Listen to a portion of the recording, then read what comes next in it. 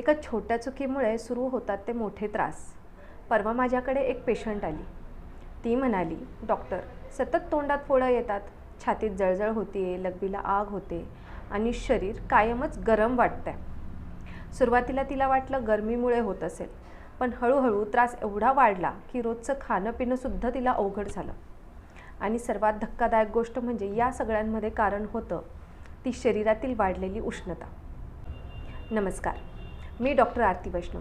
आजचा हा व्हिडिओ खूप इम्पॉर्टंट आहे, कारण बॉडी हीटची लक्षणं अनेक लोक इग्नोर करतात, पण शरीर आधीच वॉर्निंग द्यायला सुरुवात करतं, फक्त आपण ती ओळखत नाहीत। मग त्या पेशंटची लाईफस्टाईल मी तिला विचारली आणि तिथेच सगळं क्लिअर झालं। सकाळपासून कमी पाणी पिणे, दुपारी बाहेरचं स्पायसी फूड, रात्री उशिरापर्यंत मोबाईल, झोप कमी आणि वरून सतत स्ट्रेस, हे सगळं हळूहळू शरीरातील उष्णता वाढवत होतं। मग शरीर कोणते सिग्नल देतं? तर सुरुवात होते ती तोंडात येणाऱ्या छोट्या छोट्या फोडांपासून। नंतर छातीत जळजळ सुरू होणे, काही लोकांना लघवीला आग होते, काहींना फार घाम येतो, तर काहींना शरीर शांत वाटत नाही। स्किनवर पिंपल्स किंवा लाल पुरळ येतात आणि अनेकांना कॉन्स्टिपेशनसुद्धा सुरू होतं। प्रॉब्लेम अशी आहे की आपण या गोष्टींकडे छोटी समस्या म्हणून नेहमी पाहतो। कोणी म्हणतं गरमीमुळे असेल, कोणी म्हणतं ॲसिडिटी झाली असेल, पण खरं कारण ही बॉडी हीट असू शकतं। मी त्या पेशंटला काही खूप सिंपल बदल असे सांगितले। पहिली गोष्ट म्हणजे पाणी। आपलं शरीर हीट झाल्यावर सर्वात आधी हायड्रेशन मागतं, म्हणून दिवसभरात थोडं थोडं करून पुरेसं असं पाणी प्या, किमान 3 ते 4 लिटर।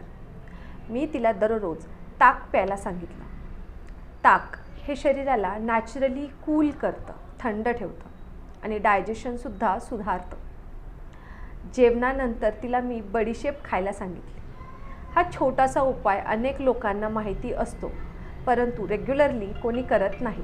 तिखट, ऑइली आणि बाहेरचं फूड काही दिवस कमी करायला सांगितलं आणि बिलीव्ह मी, फक्त या एका बदलामुळे अनेक लोकांना फरक जाणवतो।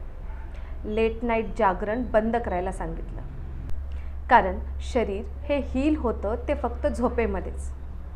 आणि काही दिवसांनी ती पेशंट परत आली आणि म्हणाली, डॉक्टर, आता माझ्या तोंडात फोडं येणं खूप कमी झालं आहे, अगदी बंदच झालं आहे।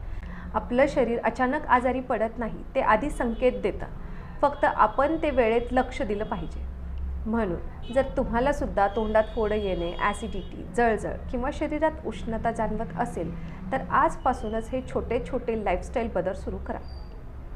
हा व्हिडिओ यूजफुल वाटला असेल तर लाईक करा, तुमच्या फॅमिली ग्रुपमध्ये शेअर करा, कारण खूप लोकांना हा त्रास असतो, पण कारण काय ते माहिती नसतं।